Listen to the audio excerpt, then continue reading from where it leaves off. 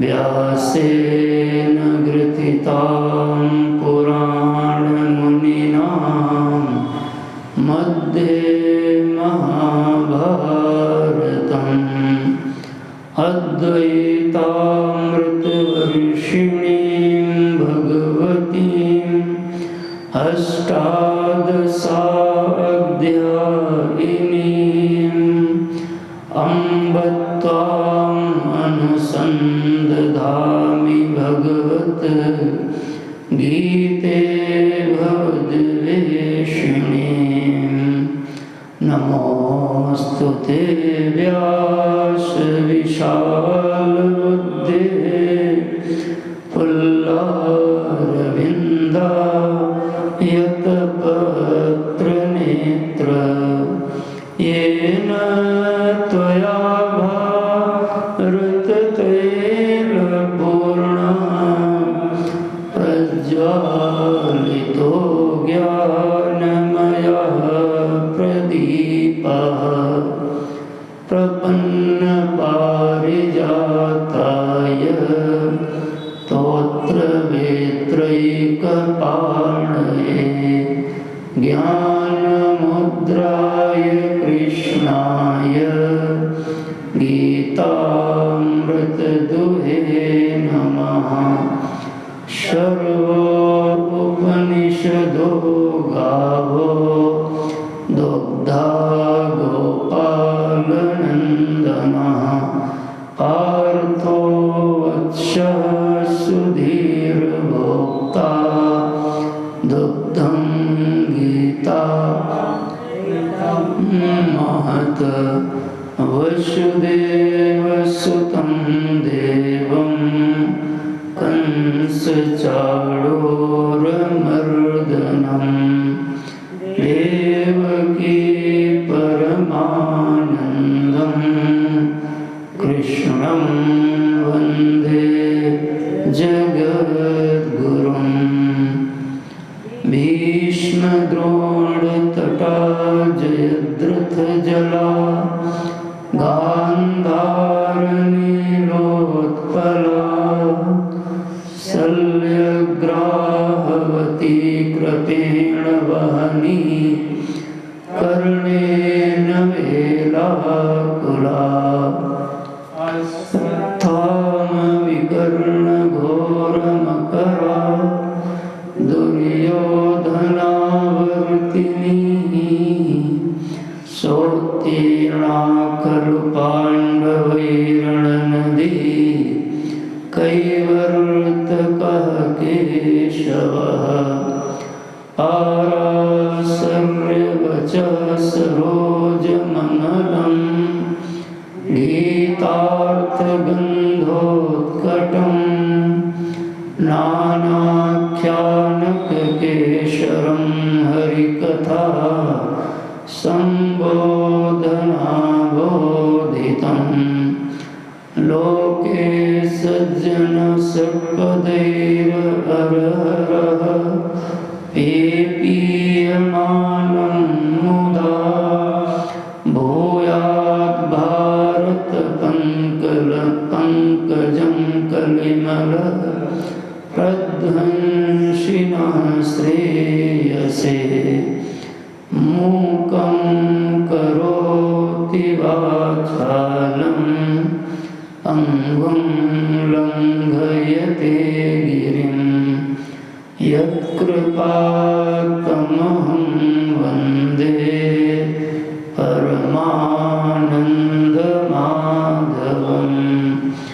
यं ब्रह्मा वरुणेन्द्ररुद्रमरुतः स्तुवन्ति दिव्यैस्तवैः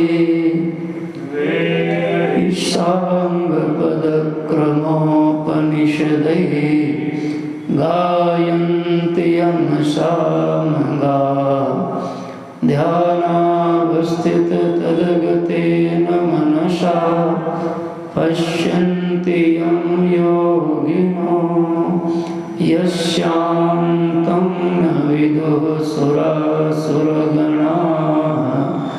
देवाय तस्मै नमः। देवाय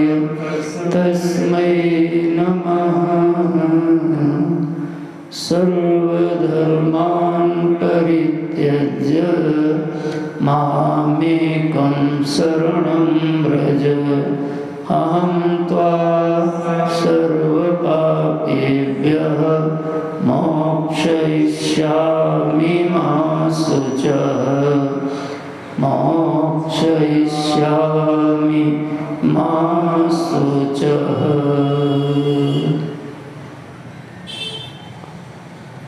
भगवान की करुणा कृपा के फलस्वरूप हम सब लोग इस सप्तदिवसीय स्वाध्याय सत्र, जिसके क्रम में आज चतुर्थ दिवस पर हम आप मिल रहे हैं। कल तक हम लोगों ने 5 श्लोकों के ऊपर चिंतन किया था। आज उसी क्रम से हम सब आगे की ओर बढ़ते हैं। श्रीमद् भगवद गीता माता के ज्ञान को धारण करने से पूर्व इन ध्यान श्लोकों को, इन प्रार्थना के श्लोकों को, इनका पाठ करना, इनको गाना, इनके माध्यम से जो उनकी महिमा है उसको चित्त में धारण करने के उपरांत जब हम आप गीता में प्रवेश करेंगे तब गीता का फल हमें अधिक से अधिक प्राप्त होगा। कल हम आपने देखा था कि भगवान के अनेक दृष्टिकोणों से उनकी महिमा का वर्णन किया गया। नारायण के रूप में उनका स्मरण किया प्रथम श्लोक में, फिर आगे चल करके तीसरे श्लोक में भगवान का जो स्वरूप है प्रपन्न पारिजाताय, भगवान अपने शरणागत भक्तों के लिए पारिजात हैं, कल्प वृक्ष हैं, और उसका प्रत्यक्ष जो दृष्टांत है वो है तोत्र वेत्रयी कपाण एक। भगवान रथ पर खड़े हैं, एक हाथ में अश्व की लगाम संभाले हुए हैं और एक हाथ में चाबुक लेकर के, अर्थात जो विश्व के स्वामी हैं वो मानो यह जो भगवान का रूप है रथ पर खड़े हुए अर्जुन के सारथी के रूप में, यह रूप जब जब देखिए तो भगवान की करुणा, उनकी भक्त वत्सलता, उनकी दीन वत्सलता और प्रपन्न पारिजाताय का जो अर्थ है वो हमारे मन में, चित्त में बार बार खुलना चाहिए कि भगवान कैसे अपने भक्तों के लिए सारथी बन जाते हैं।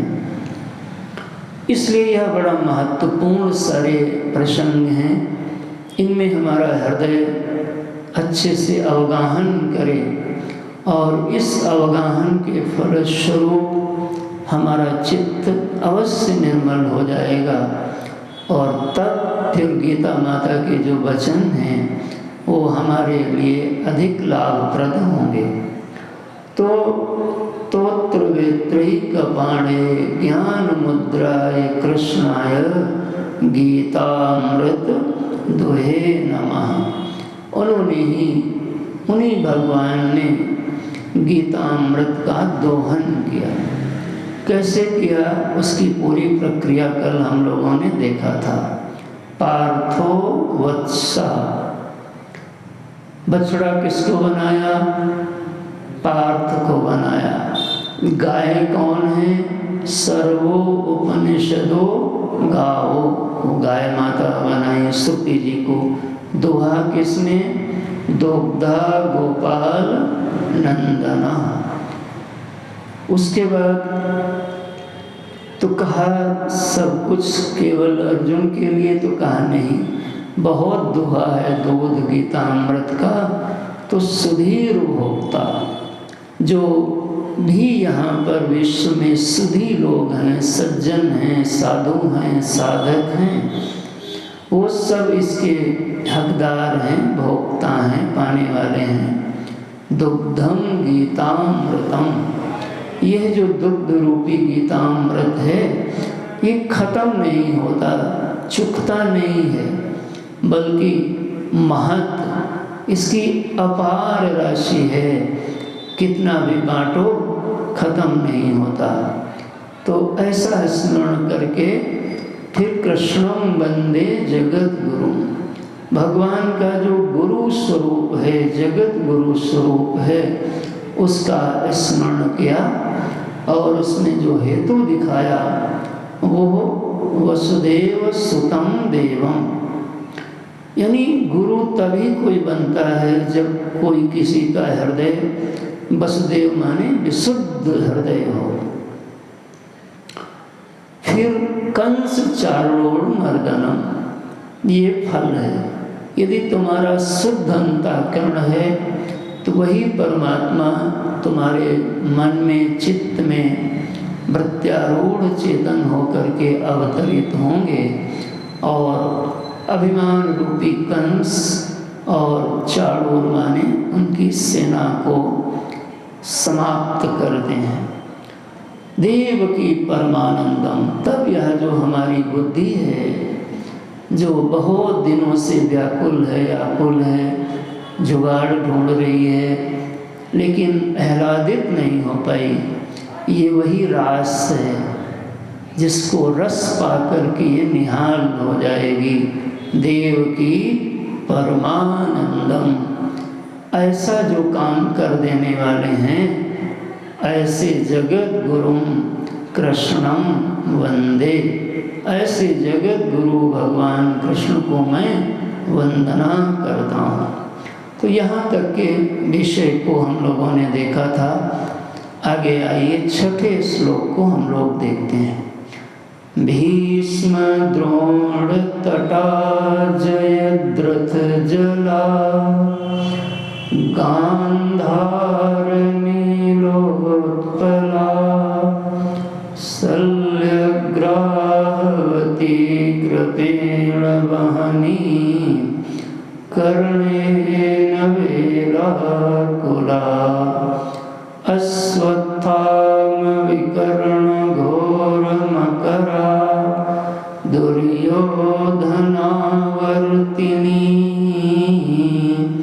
सोत्तीर्णा खलु पांडवैरणनदी कैवर्तकः केशवः। इसमें भगवान का जो जगत के कल्याण का रूप है उस रूप की वंदना किया गया।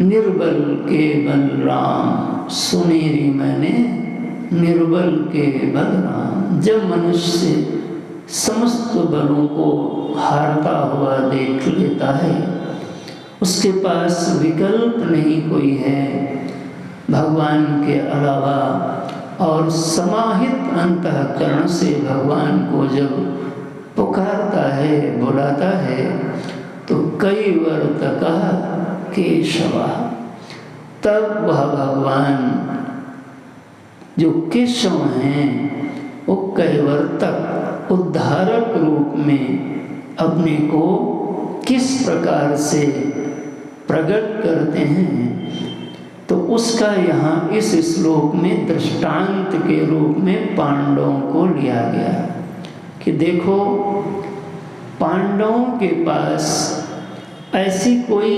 सामर्थ्य की यदि तुलना किया जाए तो पांडवों से अधिक शक्तिशाली और वरदान संपन्न लोग कौरव दल में विद्यमान थे। कौरव दल में केवल पितामह भीष्म ही, द्रोणाचार्य ही, ये ऐसे दो महापुरुष खड़े हैं। इन्हीं को जीत पाना, क्योंकि पितामह भीष्म को इच्छा मृत्यु का वरदान है, और जब तक पितामह भीष्म खड़े हैं ऐसा कोई पांडव दल में योद्धा नहीं है जो पराभूत कर सके। द्रोणाचार्य जी महाराज ये ऐसे योद्धा हैं कि इनके हाथ में जब तक अस्त्र शस्त्र धारण किए हैं तब तक इनको कोई हरा नहीं सकता। कर्ण के पास अमोघ शक्ति है, ऐसी अमोघ शक्ति है कि वो शक्ति जिस पर संधान कर दें, वरदान की शक्ति है इंद्र के द्वारा दी हुई, वो बच नहीं सकता। जयद्रथ को वरदान है कि जो मारेगा और जिसके द्वारा सर कलम करके नीचे गिराया जाएगा उसके 100 टुकड़े हो जाएंगे। और स्वयं दुर्योधन गदा युद्ध में निपुण है, बलराम जी का शिष्य है। तो यदि आप बल की तुलना की दृष्टि से देखें तो पांडवों की सेना में जो लोग खड़े हैं उनकी अपेक्षा कौरवों के तरफ जो लोग खड़े हैं उनके पास शक्ति का अधिक दर्शन हो रहा है। लेकिन परिणाम में क्या होता है? परिणाम में कौरव लोग पराभूत हो जाते हैं और पांडव लोग जीत जाते हैं। यही भगवान की भगवत्ता है। कैवर्तकः केशवः, यही भगवान की कृपा का स्वरूप है। एक तरफ जहाँ अर्जुन शोकाकुल हो रहे हैं मोह के कारण से, रथ पर शरीर थर थर कांप रहा है, गांडीवम संस्कृते हस्तात्, हाथ से गांडीव छूट रहा है, पसीने पसीने हैं। और निगमन यह दिया, निर्णय यह दिया, भैक्षमपीह लोके, मैं भिक्षा मांग लूँगा, ये श्रेयस्कर है लेकिन युद्ध करना ठीक नहीं है। तो मानो जहाँ युद्ध से पलायन करने के लिए एक ऐसी स्थिति बनी हो अर्जुन के लिए, भगवान वहाँ पर कैवर्तकः केशवः, उस मोह की नदी से अर्जुन को निकालते हैं सर्वप्रथम, और उसके बाद फिर रण नदी से निकाल लेते हैं पांडवों को। ये श्लोक भक्तों के लिए भगवान का एक वचनामृत है, एक एग्रीमेंट है, एक अनुबंध है कि आप उनके हो जाइए तो आप चाहें जैसी विपत्ति में पड़ जाओ, कैवर्तकः केशवः, भगवान हमको वहाँ से निकाल ही लिया करते हैं। ऐसा भगवान का स्वभाव है, स्वरूप है। थोड़ा देखें इसको। सबसे पहले नदी का एक रूपक लिया है कि नदी है, तो कहा कौन सी नदी है? तो कहा अभी तक तुमने जल नदी देखा होगा, तो कहा ये जल नदी नहीं है। कौन सी नदी है? रण नदी। कहाँ लिखा? सबसे नीचे की लाइन में देखिए, रण नदी मिला। कैवर्तकः, कहाँ से निकाल लिया? रण नदी से निकाला। किसने निकाला? केशवः। तो जो निकालने वाले भगवान केशव हैं, वो कहाँ से निकाल लिया? रण नदी में लोग फंस गए थे। अर्जुन को तो पहले एक और नदी से निकाला, वो थी मोह की नदी। सबको नहीं निकाला मोह की नदी से, ध्यान रखना। अर्जुन को ही मोह से निकाला है, क्योंकि अर्जुन की प्रपत्ति भगवान के चरणों में हुई। जो गुरु की कृपा है वो वैयक्तिक अंश में प्राप्त होगी। ऐसा नहीं है कि आपके चित्त में श्रद्धा हो तो फल पूरे घर को मिल जाए। नहीं नहीं नहीं, आप जैसे आप भोजन करोगे तो आपका पेट भरेगा, उसी प्रकार से जो शरणागत होता है, जो प्रपन्न होता है, उसी के लिए भगवान पारिजाताय का रूप प्रकट करते हैं। तो रण नदी, अर्जुन को तो मोह नदी से भी निकाला, लेकिन सारे पांडवों को रण नदी से बाहर निकाल लिया। और देखो आप कैसा गजब हो गया कि उधर 100 भाई हैं, ओहो, और 100 भाइयों में 100 के सब हो गए, और इधर 5 के पांचों ज्यों के त्यों बने रहे। कई वर्त कहा केशवा। ये भगवान की कृपा का दर्शन करिए। किसको निकाला? पांडवई, पांडवों को निकाला। कहाँ से निकाला? रण नदी। थोड़ा बोलते रहिए। आहा, तो वो नदी जो है अब जरा देखिए कैसी है। तो कहा ये फंस गए थे बीच में नदी के, और एक नदी के तट पर भीष्म, ओहो हो, भीष्म माने पितामह भीष्म डटे हुए हैं। इनका नाम ही ऐसा है कि महाराज उस काल में इनकी कोई बराबरी नहीं कर सकता था। गंगा पुत्र हैं और अनेकानेक वरदानों से विभूषित हैं। पिता की कृपा को पाया है। इच्छा मृत्यु का वरदान है। और इन पांडवों को घेरे खड़े हुए हैं पितामह भीष्म धनुष बाण लेकर के। एक तट पर डटे हुए हैं पितामह भीष्म। तो कहा तट तो 2 होते हैं, तो कहा दूसरे तट पर द्रोण, भीष्म द्रोण तटा। ये जो 2 तट हैं, एक तट पर पितामह भीष्म डटे हुए हैं घेर करके, हाँ, पांडवों को, और दूसरे तट पर अब आप कहाँ जाओगे? और दोनों ऐसे महापुरुष हैं जिनसे इनको जीत पाना संभव नहीं दिख रहा था, क्योंकि पितामह भीष्म को तो जीता नहीं जल्दी जा सकता, इच्छा मृत्यु का वरदान है। और द्रोणाचार्य की विशेषता है कि उन्हीं के चेला हैं सब, और गुरु को कैसे जीतोगे? जब तक वह धनुष बाण लेके खड़े हैं नहीं जीत सकते। और ध्यान रखना, मैंने नाम कर्ण का लिया ही है, अमोघ शक्ति है।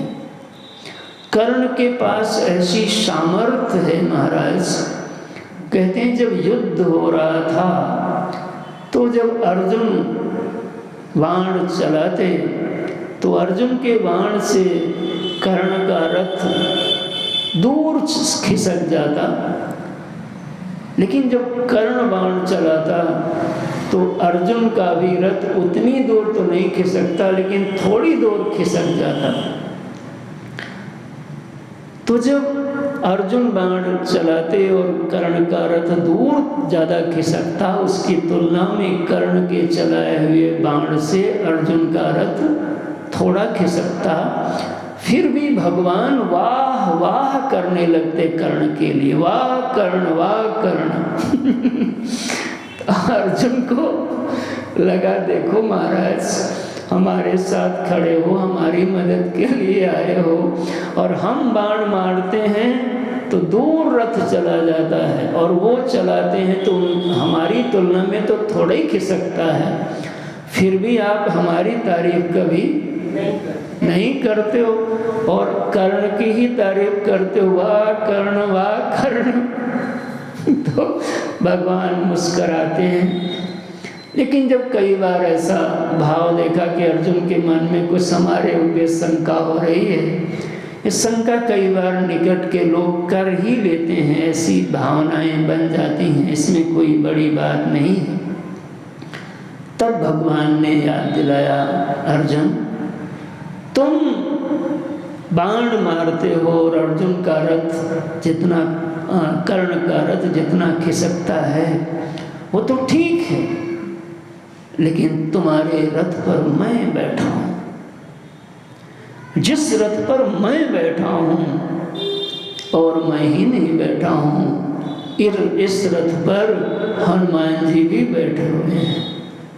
और कर्ण का बल देखिए, जिस रथ पर हनुमान जी बैठे हैं और हम बैठे हैं, उस रथ को थोड़ा भी खिसका देना पीछे, ये कर्ण के बल की प्रशंसा के पात्र की ही स्थिति है। मैं इसलिए उसकी प्रशंसा करता हूँ।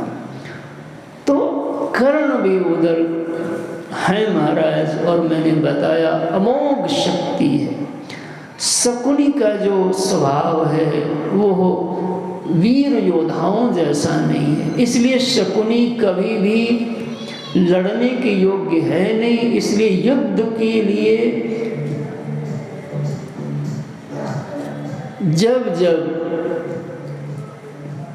कोई बात कर्ण कहते, दुर्योधन भी युद्ध की बात के लिए चर्चा परिचर्चा होती तो शकुनी उसमें बीच में करेक्शन करता, अरे भांजे तुम ये लड़ने लड़ाने की क्यों बात करते हो? क्योंकि उसको लड़ने में भरोसा कम है, छल करने में भरोसा अधिक है। तो देखो, भीष्म तटा, द्रोण तटा, ये दो तट हैं और उन तट पर दो ये वीर खड़े हैं महाराज, महावीर खड़े हैं।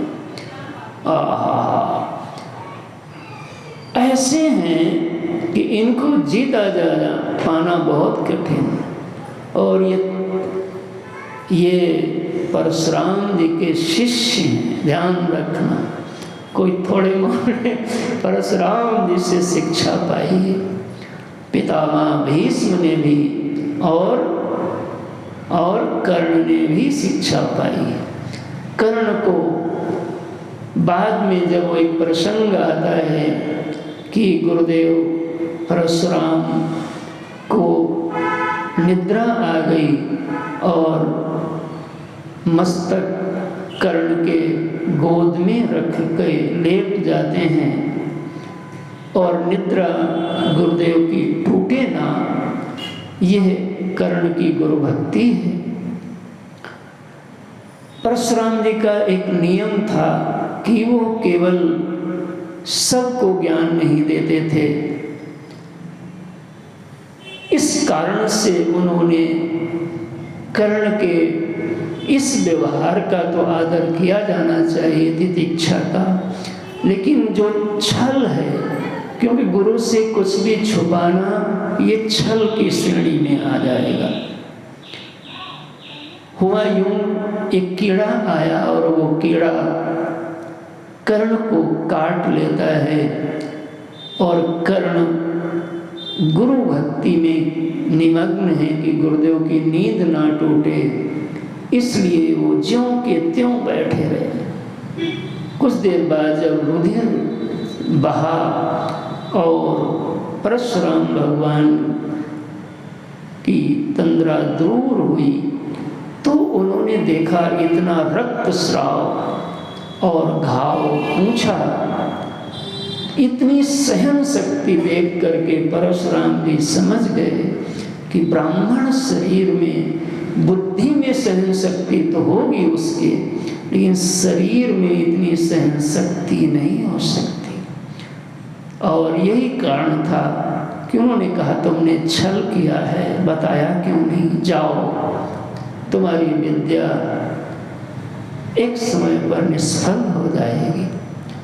और इसलिए कहा गया गुरु से कभी छल नहीं करना चाहिए। ऐसे कर्ण भी ये कौरव दल के मध्य में डटे हैं, लेकिन देखो पांडवे रण नदी कई वर्तका केशवा, फिर भी भगवान पांडवों को उस रण नदी के पार कर दिया, निकाल लिया।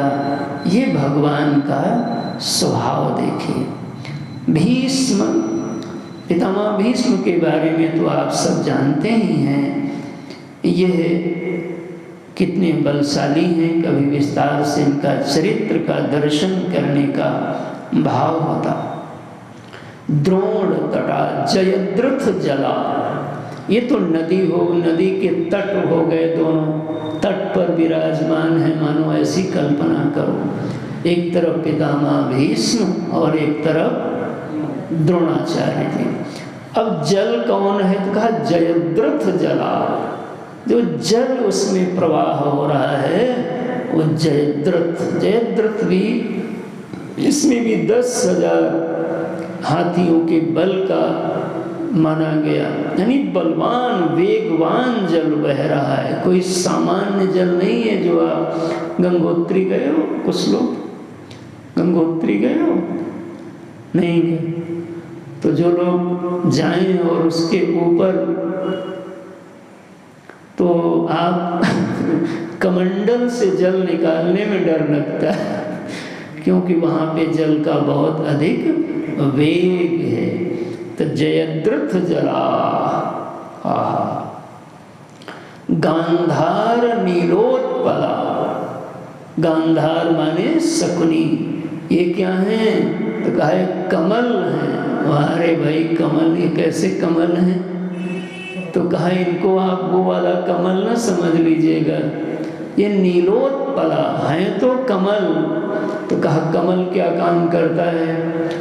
तो कहा कमल का फूल ये नहीं है ध्यान रखना, ये कमल का जो फूल जिस पौधे में आता है वो जो पौधा है, समझ रहे हो बात को, जो सिवार जिसको कहते हैं वो है। कभी जलकुंभी देखा है? जलकुंभी समझते हो?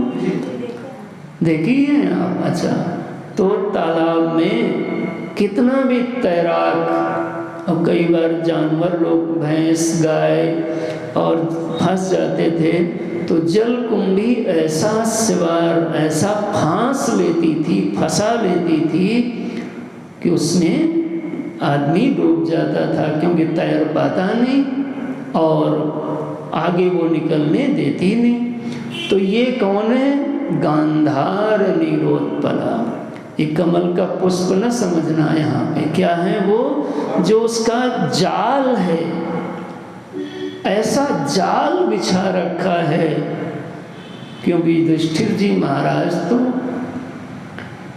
द्रुपद क्रीड़ा में एक बार जब सब हार गए, तो उसके बाद जब द्रौपदी जी कुपित हुई, तो उस समय धृतराष्ट्र ने सब बराबर कर दिया था।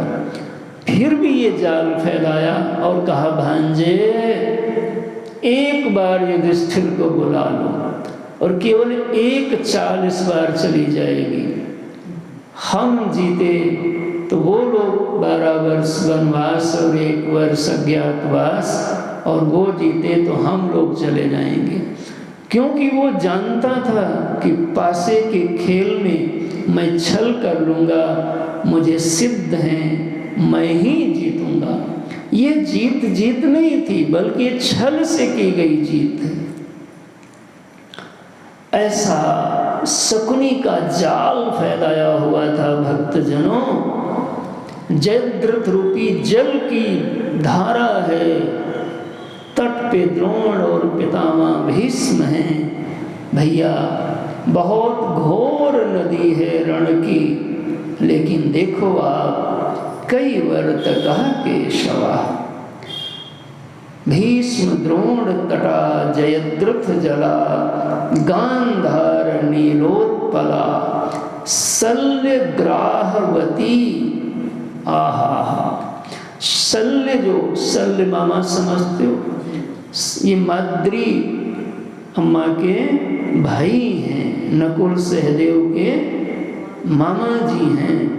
और ये भी आ रहे थे, सबको निमंत्रण दिया गया था युद्ध में, क्योंकि क्षत्रिय के लिए युद्ध भी यज्ञ के समान होता है।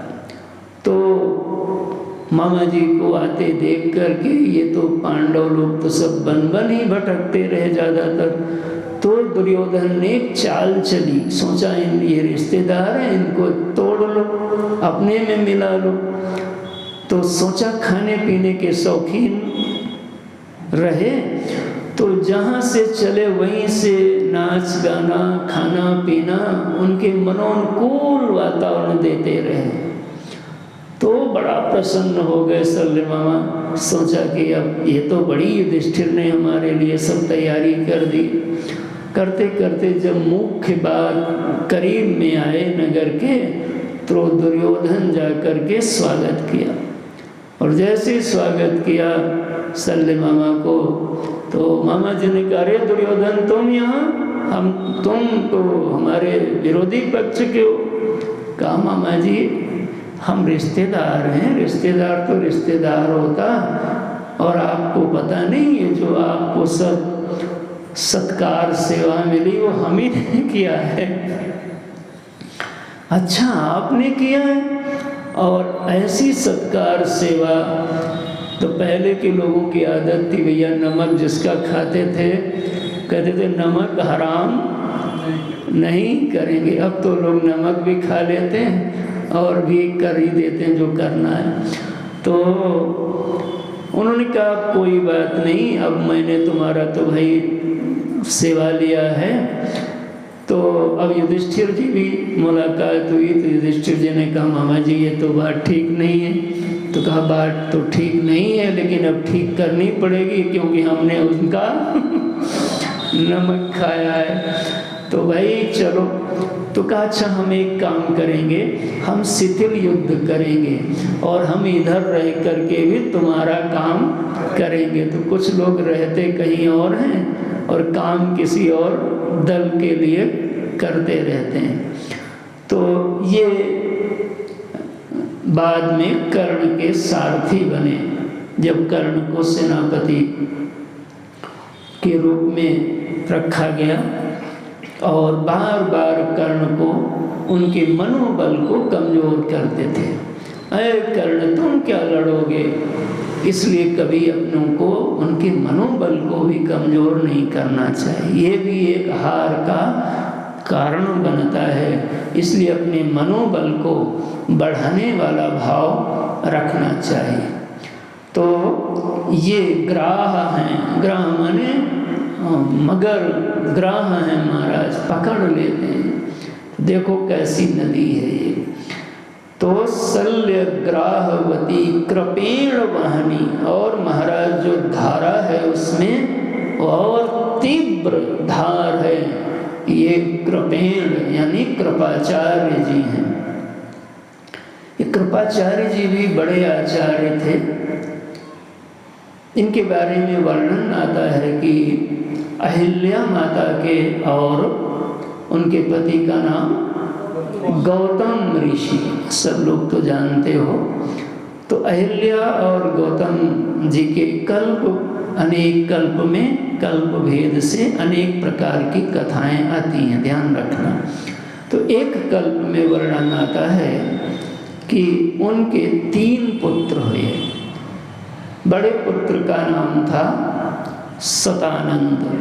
सतानंद जी महाराज जनक के कुल गुरु बने, उनका नाम रामायण में पढ़ते हो। दूसरे पुत्र थे जिनका नाम था सतधृति, और तीसरे पुत्र थे जिनका नाम था शरद्वान। इस शरद्वान के जीवन की एक घटना हुई। ये जंगल में रहते थे और जंगल में पहले के बड़े रमणीय जंगल हुआ करते थे, साफ सुथरे। तो वहाँ अप्सराएं, यक्ष, गंधर्व, किन्नर ये सब विहार करने के लिए आया जाया करते थे। तो एक बार उर्वशी नाम की अप्सरा उसी जंगल के पास आई, सरोवर आदि होगा, तो वहाँ पर स्नान आदि किया और वहीं पे शरद्वान ने उसको देखा। कुछ भाव बिगड़ा और इनका अंश स्खलित हो गया। तो कहते हैं उस समय वहाँ पर शांतनु जी महाराज, शांतनु माने पितामह भीष्म के पिताजी, मृगया के लिए गए थे, उन्होंने उस अंश को सरकंडा, समझते हैं ना, जिसको क्या बोलते हैं, नरकुल, पतौरा हमारे इधर उसको बोलते, इसकी कलम बनाते थे भाई स्कूल में, क्या बोलते थे, नरकट हमारी तरफ, तुम्हारे इधर नरकट, तो कहीं कहीं नरकुल बोलते, तुम्हारे इधर क्या बोलते थे, नरकट। तो जो भी हो, कटकुल, देखो बोली भाषा बदल जाती है अलग अलग। तो वो उसमें देखा होगा, उसकी जो पत्ती होती थी उसको पतावर छपरा बिछाया जाता था। तुम लोग तो देखे हो नहीं होंगे ना, देखे हो तो अच्छा। तो उसमें कई बार बड़ा धार होती है, हम लोग कई बार उसमें लुका छुपी भी खेलते थे तो शरीर चीर जाता था, हल्का तीव्र धार होती थी। तो देखा होगा उसमें एक, उसको से पलट दो तो दो धारा जैसी बन जाएगी। तो उस सरकंडे पर अंश होने के नाते वो उसको उन्होंने देखा कि महापुरुष का अंश है और उसको उन्होंने सुरक्षित किया। तो वो दो भागों में बट गया। कालांतर में उसी अंश से दो संतान प्रगटे, एक पुत्री और एक पुत्र। जो पुत्र बना उन्हीं का नाम कृप रखा और जो कन्या हुई उसका नाम कृपी रखा। ये कृप नाम के जो बालक थे धीरे धीरे गुरुकुल गए, अध्ययन किया और बाद में ये आचार्य बने। जब आचार्य बन गए तब इनका पूरा नाम कृपाचार्य हुआ। इनकी बहन कृपी हैं। तो कृपी चूँकि अब ये शांतनु जी महाराज ने ही इनको लाए हैं तो वहीं सब लोग रहते हैं। तो पहले ब्राह्मणों के परिवार की जिम्मेदारी राज परिवार लिया करते थे कि कोई विवाह नहीं है, ब्राह्मण की बेटी है तो उसका विवाह की चिंता राजा को या सामंत लोग कर लिया करते थे, क्योंकि विद्वान लोग प्रायः धनार्जन नहीं करते थे और अन्न नहीं बेचा जाया करता था, दूध नहीं बेचा जाया करता था, ये सब दे दिया जाया करता था। हमें भी याद है गांव में दूध तो बेचते हुए हम लोग देखते ही थे, लेकिन मट्ठा नहीं बेचते थे। कुछ परिवार ऐसे थे हमारे गांव में, तो जो मट्ठा होता था तो मट्ठा कहते हम नहीं बेचते, ये हमने देखा। वो ऐसे ही सब लोग जिसको ज़रूरत होती थी दे, अब तो मट्ठा क्या, अब तो सभी कुछ बिक रहा है। ब्रज में आज भी मट्ठा नहीं बिकता। ऐसे ही पिला दिया। अच्छा भाई, चलो किसी ले चलो, पिला के लाओ हमें जरा तुम ले ही नहीं चलते हो। तो कहाँ थे भाई?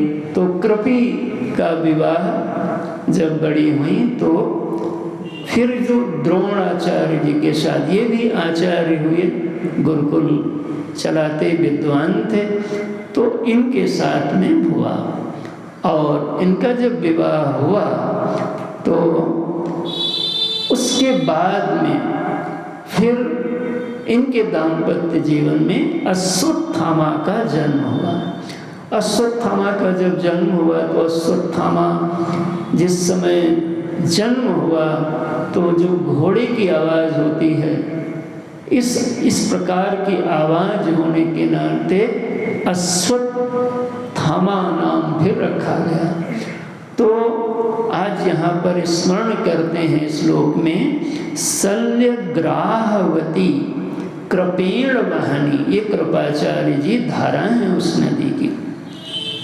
कर्णेन वेलाकुला, और कर्ण जो हैं ये महाराज, कभी कभी देखा होगा जो बाढ़ नहीं आती है, जब बाढ़ आती है तो देखते हो नदी में कई बार गाड़ी बह जाती है, वो नदी सूखी रहती है, सब लोग पैदल निकलते रहते हैं, लेकिन अचानक पहाड़ी नदी में देखोगे कभी कभी कुछ वेगवान धारा आ जाएगी। वो समझो वो कर्ण है कि जब ये उतरेंगे तो सब बहा देंगे। तो इस प्रकार से भाव यहाँ पर किया गया। कर्णेन वेलाकुला अश्वत्थाम विकर्ण घोर मकरा। ओहो। और महाराज ये जो अश्वत्थामा विकर्ण आदि लोग हैं, ये सब घोर मकरा, पहले तो छोटे वाले थे वो, और ये घोर बड़े बड़े मगरमच्छ हैं, क्योंकि अश्वत्थामा भी चिरंजीवी हैं और इनके पास एक शिव जी की दी हुई कृपाण है, जो एक रात्रि के लिए संकल्प जो कर दे वो अवश्य पूरा हो जाएगा। इसी से बाद में फिर वो पांडवों के बालकों की हत्या अश्वत्थामा के द्वारा होती है। तो अश्वत्थामा ये घोर मकरा, इनको भी मार पाना, क्योंकि ये चिरंजीवी हैं।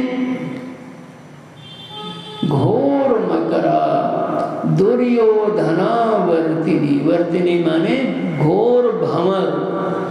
भंवर देखा है महाराज, कभी कभी नदी तो बराबर रहती थी और कभी कभी अचानक गहरी होती थी, तो जहाँ अचानक गहरी होती थी वहाँ पानी गोल गोल घूमता था, और यदि तीव्र धारा है और आप कुशल तैराक नहीं हैं तो धारा आपको ले डूबती थी, कई बार दूर नहाने वाले को भी खींच लेती थी धारा।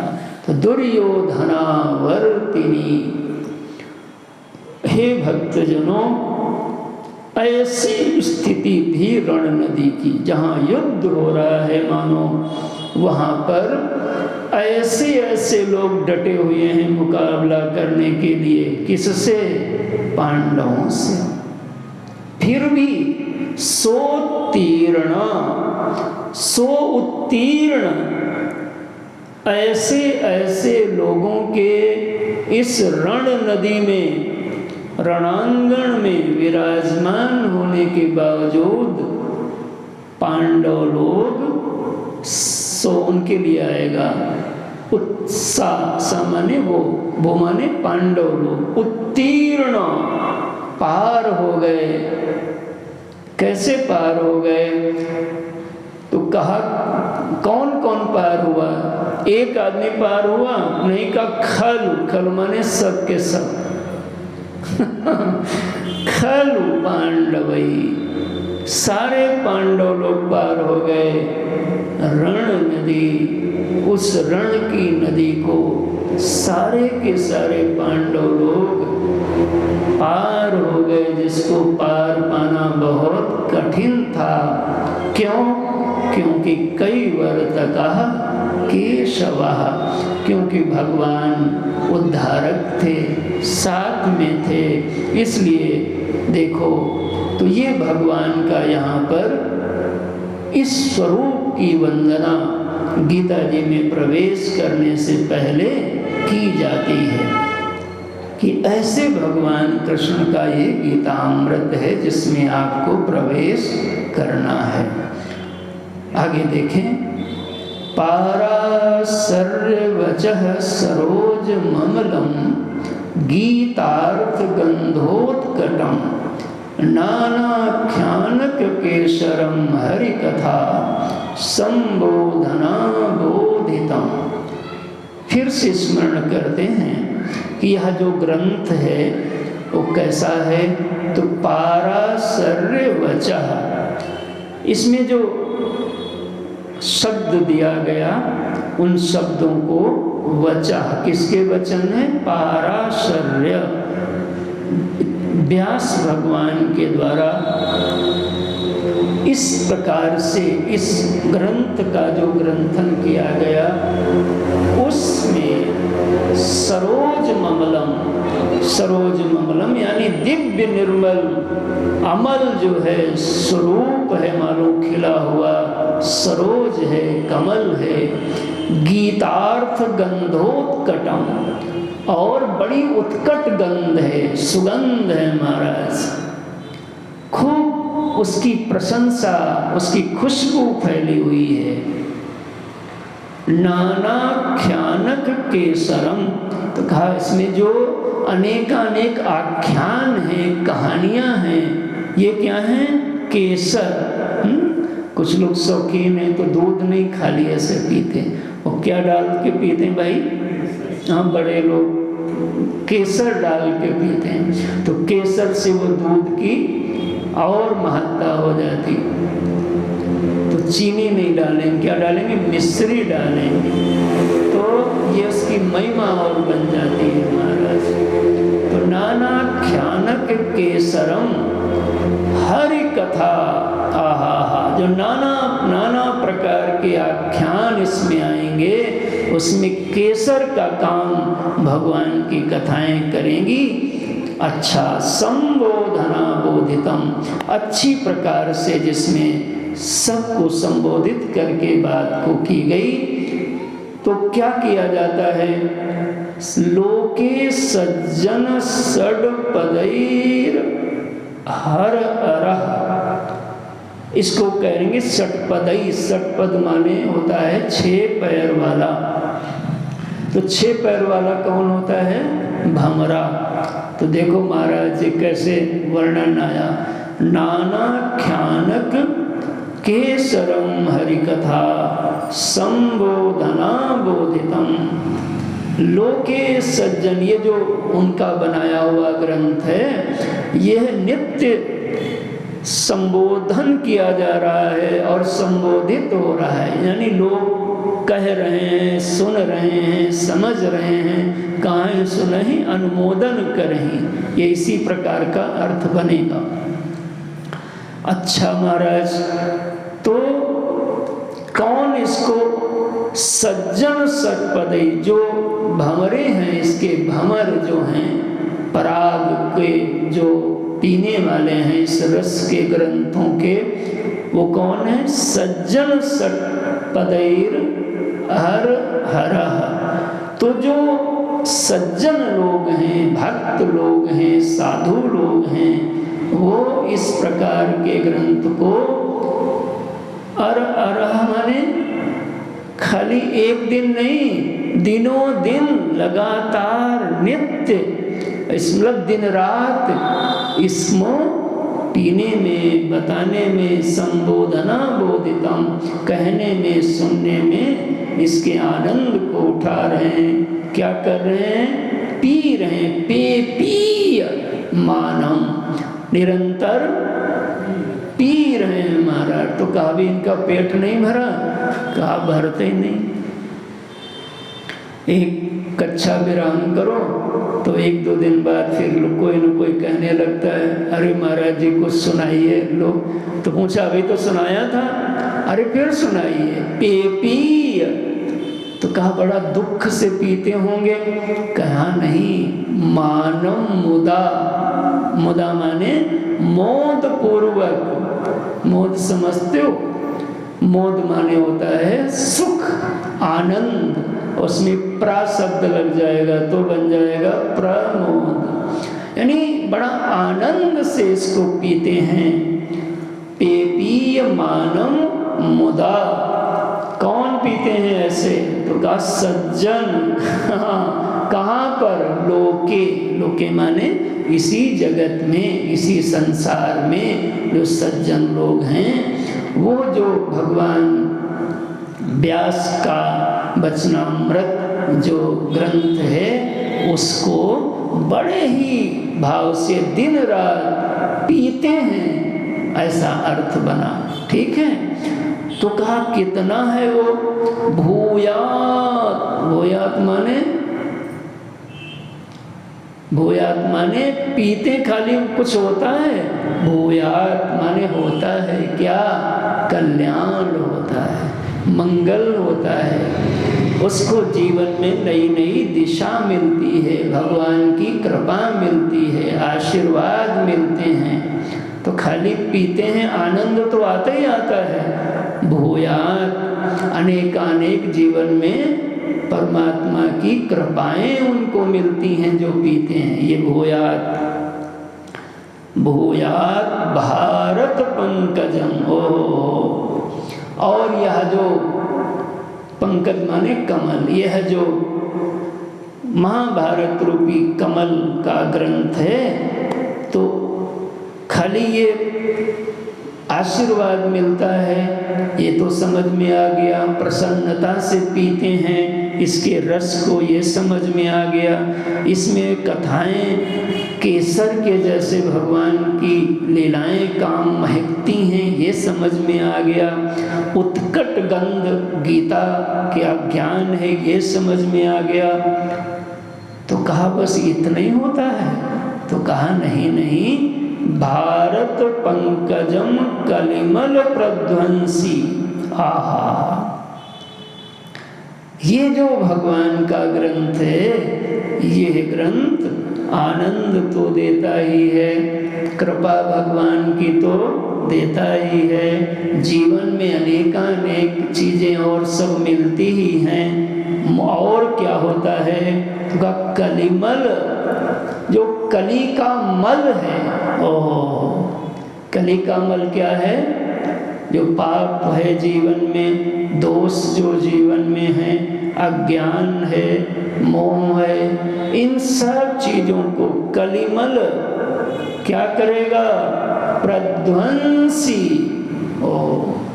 तो ये महाराज जो ज्ञान है, जो ग्रंथ है, वो आनंद देगा, आशीर्वाद देगा और कली के मल को प्रध्वंसी अर्थात कली के मल को नाश कर देगा।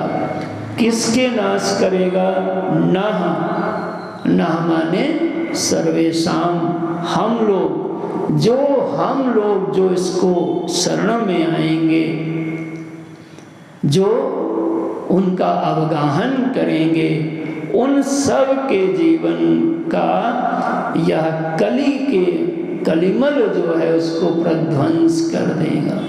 श्रेय से, और सब लोगों को श्रेयस की प्राप्ति हो जाएगी। श्रेयस माने होता है जो श्रेष्ठ हैं परमात्मा, उनकी प्राप्ति कर लेगा।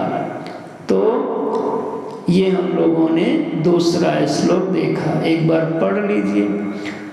पाराशर्य वचः सरोज ममलम गीतात गंधोत्कटम नानाख्यानक केशरम हरिकथा संबोधना बोधितम लोके सज्जन षट्पदैरहरः पेपीयमानं मुदा भूयाद् भारत पंकजं कलिमलम्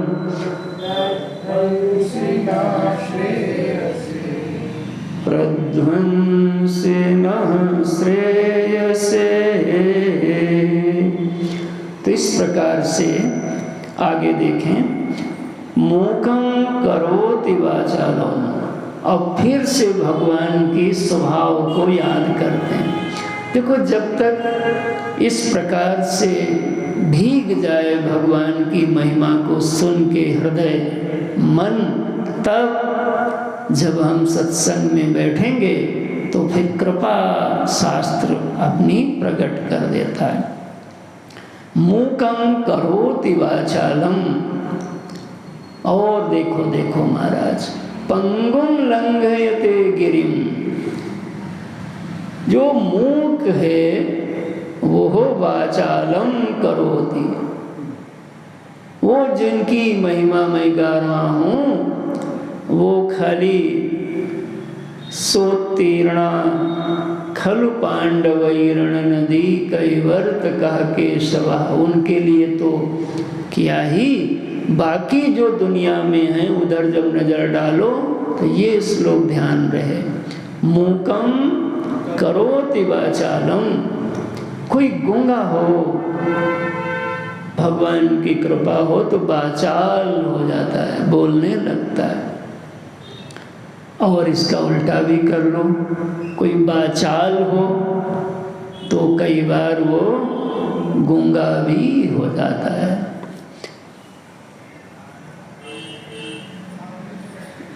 पंगुम लंघयति गिरिम। और किसी के पैर निर्बल हों, कृपा हो तो पहाड़ गिरी को लांघ जाता है। कभी अमरनाथ जी की यात्रा पे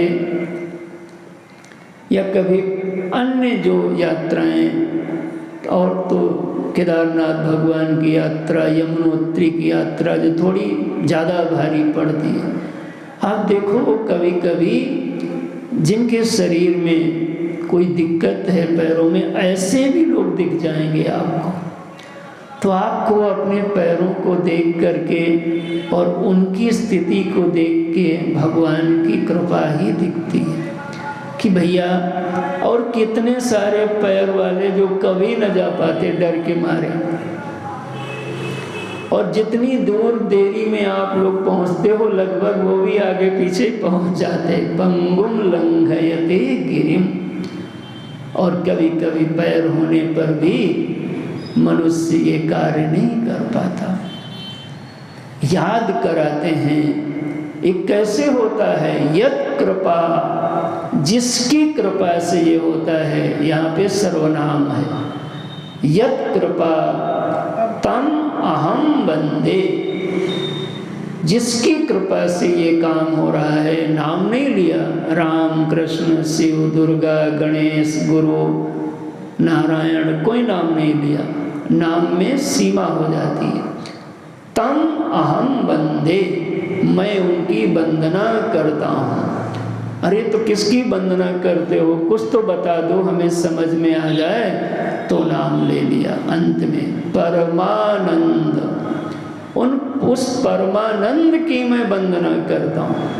लो अब परमानंद भी नहीं साधक को समझ में आया, मान लिया, तो और एक नाम जोड़ते मदद करने के लिए, कहीं गलत अर्थ ना ले लो। परमानंद क्या बोला, माधवम। मूकं करोति वाचालं पंगुम लंघयते गिरिम, यत् कृपा तम अहम वंदे परमानंद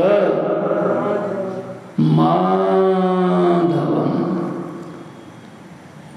मैं उस परमानंद की वंदना करता हूँ। देखो किसकी वंदना करता हूँ, परमानंद की।